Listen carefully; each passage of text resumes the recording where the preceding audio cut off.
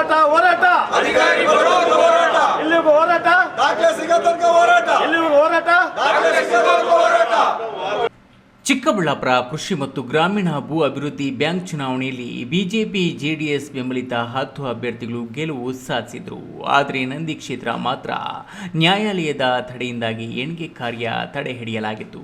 ಆ ಕ್ಷೇತ್ರದ ಎಣಿಕೆ 3 ದಿನಗಳ ಹಿಂದೆ ಪ್ರಕಟವಾಗಿದ್ದು ಬಿಜೆಪಿ ಬೆಂಬಲಿತ ಜಿಆರ್ ಶ್ರೀನಿವಾಸ್ ಗೆದ್ದಿರುವುದಾಗಿ ಚುನಾವಣಾಧಿಕಾರಿ ಪ್ರಕಟಿಸಿರುವುದನ್ನು ಆಕ್ಷೇಪಿಸಿ ನ್ಯಾಯಾಲಯದಲ್ಲಿ ಅರ್ಜಿ ಸಲ್ಲಿಸಲು ಬ್ಯಾಂಕ್ ಮ್ಯಾನೇಜರ್ಗೆ ಮತದಾರರ ಪಟ್ಟಿ, ಜಿಬಿಎಂ ಹಾಜರಾತಿ ಪಟ್ಟಿ ಮತ್ತು ಮತದಾರರು ಬ್ಯಾಂಕಿನಲ್ಲಿ ನಡೆಸಿರುವ ಲೇವಾದೇವಿ ವಿವರಗಳನ್ನು ನೀಡುವಂತೆ ಮನವಿ ಸಲ್ಲಿಸಿದರೆ ಇವರಿಗೆ ದಾಖಲಾತಿಗಳು ಕೊಡಬೇಕಾಗುತ್ತೆ ಅನ್ನೋ ಕಾರಣಕ್ಕಾಗಿಯೇ ವ್ಯವಸ್ಥಾಪಕರನ್ನ ರಜೆ ಹಾಕಿಸಿದ್ದಾರೆ.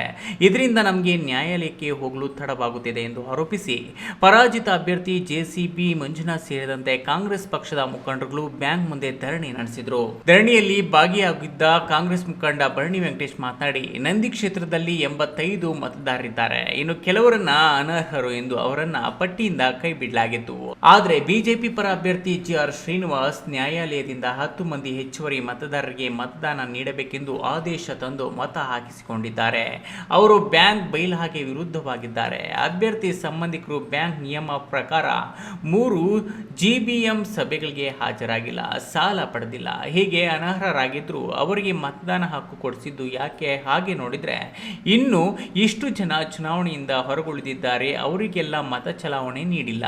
ಆದ್ದರಿಂದಲೇ ನಮ್ಮ ಅಭ್ಯರ್ಥಿ ಸೋಲಲು ಕಾರಣವಾಗಿದೆ. ನಾವು ನಿನ್ನೆ ದಾಖಲಾತಿಗಳನ್ನು ಕೇಳಿ ಬ್ಯಾಂಕಿಗೆ ಅರ್ಜಿ ಸಲ್ಲಿಸಿದ್ರೆ ವ್ಯವಸ್ಥಾಪಕರು ಬೇಕು ಅಂತಲೇ ರಜಾ ಹಾಕಿ ಹೋಗಿದ್ದಾರೆ, ಈಗ ಬಂದು ಕೊಡ್ತೀವಿ ಅಂತಿದ್ದಾರೆ. ಅದಕ್ಕಾಗಿ ಧರಣಿ ಹಮ್ಮಿಕೊಳ್ಳಲಾಗಿತ್ತು ಎಂದರು. ಇವತ್ತು ನಿನ್ನೆ ದಿನ ಸೋಮವಾರ ಆಗಿರ್ತಕ್ಕಂಥ ಮತ ಎಣಿಕೆ ಪ್ರಕ್ರಿಯೆ ಏನಿದೆ ನಂದಿ ಕ್ಷೇತ್ರದ ಮತ ಎಣಿಕೆಯಲ್ಲಿ 85 ಓಟು PLD ಬ್ಯಾಂಕ್ ಮತ ಎಣಿಕೆ ಕಾರ್ಯಕ್ರಮದಲ್ಲಿ 85 ಮತದಾರರು ಏನು ಮತ ಮಾಡಿದ್ರು ಅದರಲ್ಲಿ ಕಾಂಗ್ರೆಸ್ನ ಅಭ್ಯರ್ಥಿ ಆದಂಥ JCB ಮಂಜುನಾಥ್ ಅವರು 3 ಮತಗಳ ಅಂತರದಿಂದ ಜಯಗಳಿಸಿದ್ರು.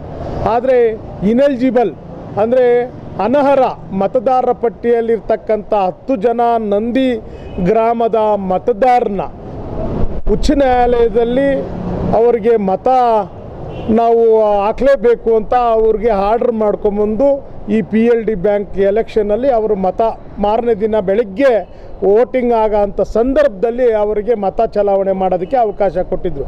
ನ್ಯಾಯಾಲಯದ ಗೌರವ ಕೊಡ್ತೀವಿ. ಆದರೆ ಅದೇ ರೀತಿ ಏನು ಚಿಕ್ಕಬಳ್ಳಾಪುರದಲ್ಲಿ 12 ಕ್ಷೇತ್ರದಲ್ಲಿ ಅನರ್ಹ ಮತದಾರರಿಗೆ ಯಾಕೆ ಮತ ಕೊಟ್ಟಿಲ್ಲ? ಈ PLD ಬ್ಯಾಂಕ್ನ ವ್ಯವಸ್ಥಾಪಕರಿಗೆ ನಾವು ಕೆಲವು ದಾಖಲಾತಿಗಳನ್ನು ಕೊಡೋದಕ್ಕೆ ನಾವು ಲೆಟ್ರ್ ಕೊಟ್ಟಿದ್ವಿ. ಆದರೆ ಉದ್ದೇಶಪೂರ್ವಕವಾಗಿ ಏನು PLD ಬ್ಯಾಂಕ್ ವ್ಯವಸ್ಥಾಪಕರಾದಂಥ ಮಂಜುನಾಥ್ ಅವರು ಅವ್ರನ್ನ ಉದ್ದೇಶಪೂರ್ವಕವಾಗಿ ರಜಾ ಹಾಕಿಸಿ ಅವ್ರನ್ನ ಮನೆಯಲ್ಲಿದ್ದರು. ಈ ಕೂಡಲೇ DR ಅವರಿಗೆ ನಾವು ಈ ರೀತಿ ದೂರು ಸಲ್ಲಿಸಿದ್ವಿ. DR ಅವ್ರು ನನಗೆ ಕಂಪ್ಲೇಂಟ್ ಕೊಡಬೇಕು, ನೀವು ಅಲ್ಲೋಗಬಾರ್ದು, ಉದ್ದೇಶ ಬೇಡ ಆ ಥರ ಅಂತೇಳಿದ್ರು. ಉದ್ದೇಶ ನಿಮಗೆ ಲೆಟ್ರ್ ಕೊಡೋ ಅವಶ್ಯಕತೆ ನಮಗಿರೋದಿಲ್ಲ.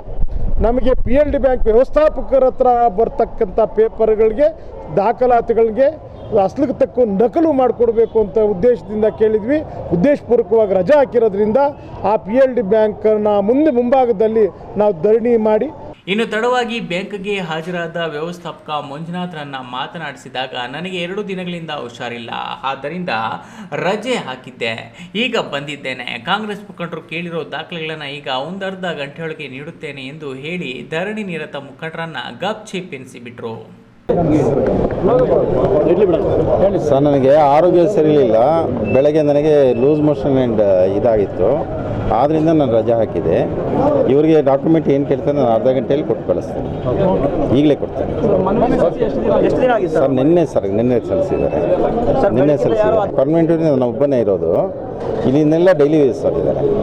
ಹಾಗಾಗಿ ಕ್ಯಾಮ್ರಾ ಪರ್ಸನ್ ಅಶ್ವಥ್ ಜೊತೆ KS Narayanaswamy, news TV, Chikkaballapur.